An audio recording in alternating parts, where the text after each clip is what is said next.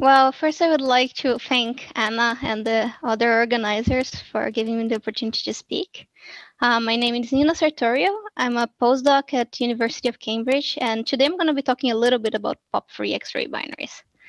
So first I want to talk a little bit about X-ray feedback. So how does X-ray feedback affect the early universe? Why is it important? Well, it affects the early universe in mainly two frontiers. Two fronts. The first one is the star formation. So X-rays, they have very long mean free paths. That means that if you have a mini halo that has an X-ray source, usually these X-rays are going to be able to travel long distances, maybe to the neighboring mini halos, and start doing damage there. Um, and when they get to this neighboring mini halo, they can start either kicking electrons out of hydrogen atoms or ionizing them, and they increase the number of free electrons in the gas. Now, these free electrons, they can act as catalysts to induce H2 production. And as we know, H2 is one of the main coolants in early star formation. So it acts as a it counteracts the Lyman-Werner radiation effect, if you will. So Lyman-Werner radiation destroys H2, and in a way, X-rays, the more X-rays you have, the more H2 you can actually form as well. So depending on how many X-rays you have in comparison to Lyman-Werner, you might have either a boost in star formation or completely wipe it out. The other reason X-rays are important is because they affect the IgM. So they start heating and ionizing the IgM way before the UV from this initial pop-free stars can get there. And as it was mentioned before, this also affects the shape of the 21 centimeter line of hydrogen. And if you've seen the edge results, and if you believe them, which is two different things, then we might need a very early source of heating for the IgM. And X-rays is one of the ways that you could maybe start, walking towards that direction. So if you look at X-ray feedback today, there are two main culprits. So there are AGN and there are XRBs. So those are the X-ray binaries.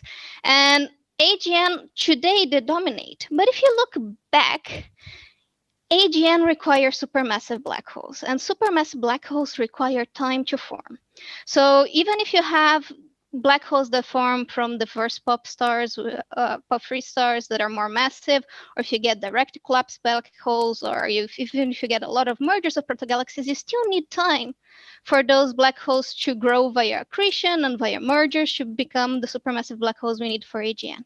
So what we usually expect is that AGN are not going to have that much effect in terms of X-ray production at redshifts much higher than 10. So after redshift 10, we expect that X-ray binaries are going to be the main producers in terms of X-rays. So AGN is out of the picture. Let's concentrate on the X-ray binaries. So first we have to say, well, can pop-free binaries form? Well, the general consensus is yes, as long as you don't have a huge amount of Lyman-Werner background, you're gonna get a lot of fragmentation on your disk, and you're gonna get multiple systems, and very often you're gonna get binaries. So this is something that has changed from the beginning of this research in the field, but in the last 10 years, a lot of simulations have shown that is actually probably the case. And what do these pop-free stars binaries look like?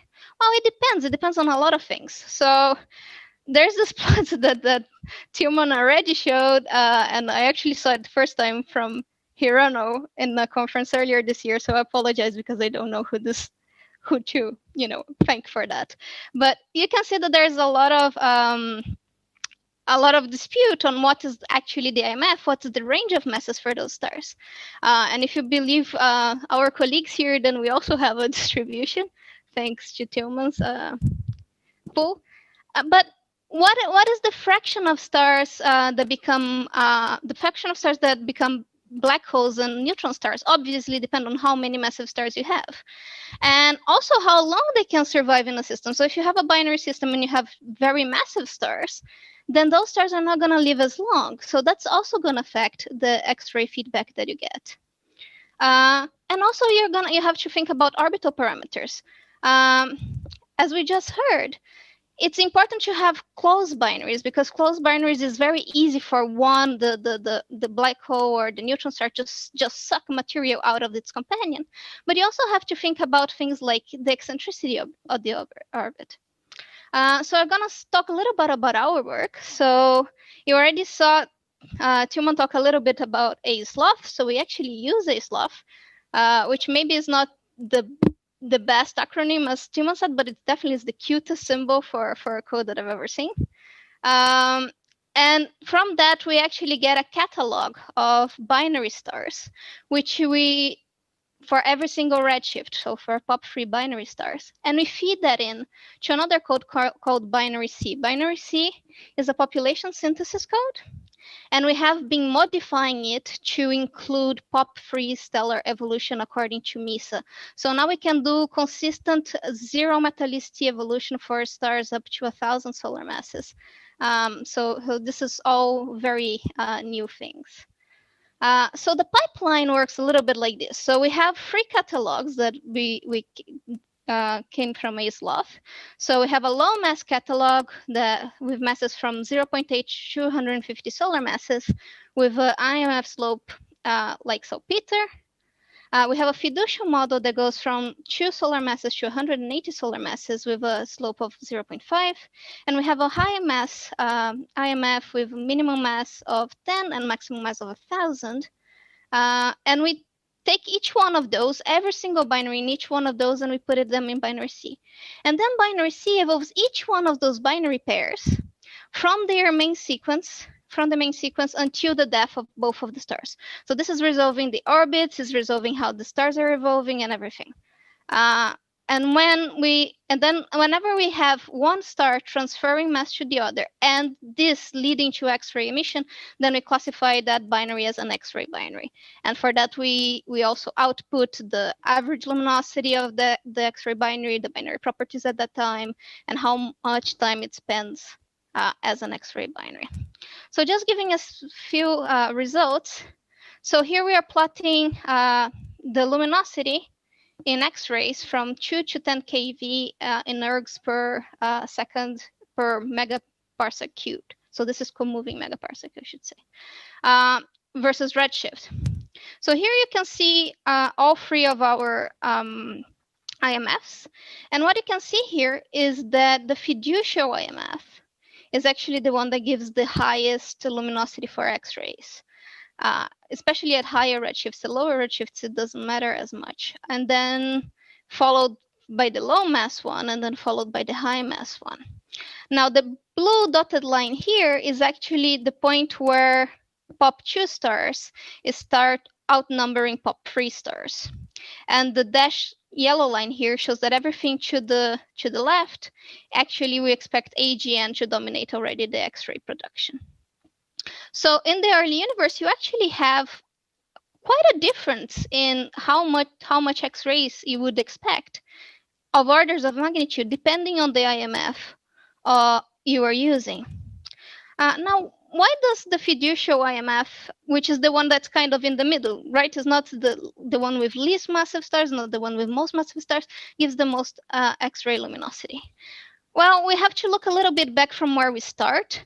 So if we take all the binaries from the catalogs before we fed them into binary C, the high mass IMF is the one with least binaries, because you're forming more massive stars, right? If you have a certain amount of stars to form stars, then you're going to be able to form less binaries overall. Followed then by the fiducial one, then followed by the low mass one. So you see that the low mass one, we have 205 million stars that we evolve binaries. Now the fiducial one and the high mass one have a much higher percentage of those stars that actually become XRB. So those are around 10% that we get. Whereas for the low mass case, we actually get a much lower binary X-ray binary fraction, right? So how does that come about? First, is because if you have more massive binaries, then it's going to determine how much time you can spend as an X-ray binary. So if here you see we are plotting the time that the binary spends emitting X-rays versus the luminosity. So you can see that both for, and the color code is the mass of the binary. So you can see that both for low mass, less massive binaries and more massive binaries, they spend quite a range of luminosities, but the higher mass binaries, they tend to emit for a lot less time. That's just because the star that is transferring mass is going to die very soon, or it's not going to stay on that evolutionary state for very long. So it just dies quickly. So it emits for less than a million years. Whereas the low mass ones, they start dominating in terms of they can be there for 1, 10, and even 1,000 million years, constantly giving X-ray feedback. So it's a bit of a play, as if you're massive enough, you're going to form more X-rays, right? If you more black holes and neutron stars, so you're going to have a higher fraction of X-ray binaries, but at the same time, you're going to be spending less time as an X-ray binary, even if you do form them. And I also wanted to highlight that it does matter about taking into account not only the separation of the binary, but also the eccentricity. So here we are plotting what we get in terms of X-ray. So here we're plotting eccentricity versus the separation. So the separation here, pay attention, is in solar radii. So if you don't know how to convert, this is like a cheat. So what you can see here is that even if you have fairly high separations of, 1,000 AU or so, you can still get X-ray binaries as long as you have a very high eccentricity. So here, the color shows the counts, how many cases you had of binaries being in that region, right? So you can see that here you actually have a fair number of binaries that actually are emitting X-rays, but they are very, very eccentric. So what's happening there is that instead of having a binary that's being constantly fed, is a binary that is getting material from its companion every time the companion reaches periastrum. So when they are very close together, the material is able to be sent. So this is my conclusions. And so in a nutshell, X-ray feedback in the early universe depends on a balance of compact objects and stellar lifetime. More top-heavy IMFs is going to produce more neutron stars and black holes, but is going to spend less time emitting X-rays. Neither a very top-heavy nor a very bottom-heavy IMF maximizes X-ray production. And X-ray feedback can still be produced at relatively high separations as long as there is also high eccentricity. And I stand there for questions. Thank you. Thanks a lot, Nina. That was a very, very nice talk. We have questions already. Let me open the right Slack. Yeah. So again, Chiaki is asking how can X-rays or X-ray binaries contribute to cosmic reionization? Do they contribute?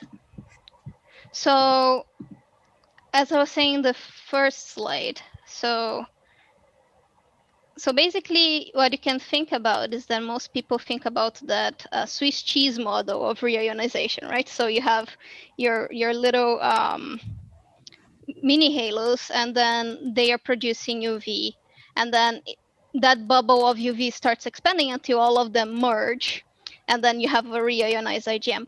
But in reality, X-rays are going to start acting on the IgM early on.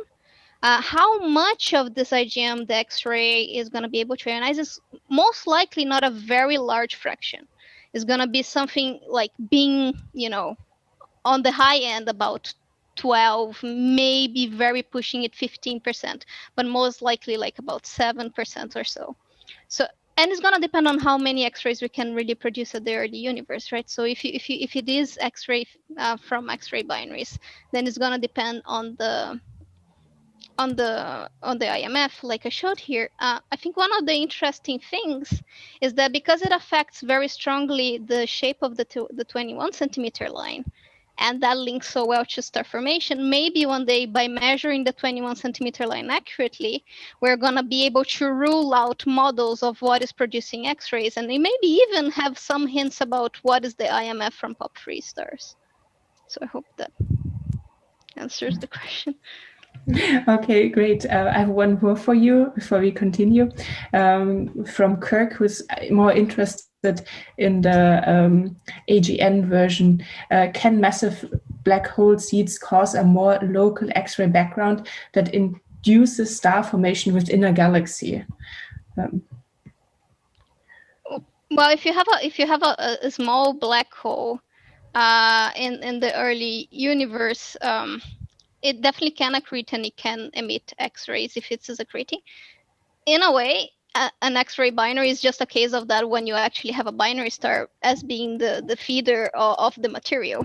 So possibly yes, but you would have enough binaries, I hope, so that they would have a more significant effect than a solitary black hole that is trying to find something to accrete from, if that makes sense. Okay, thank you, Nina.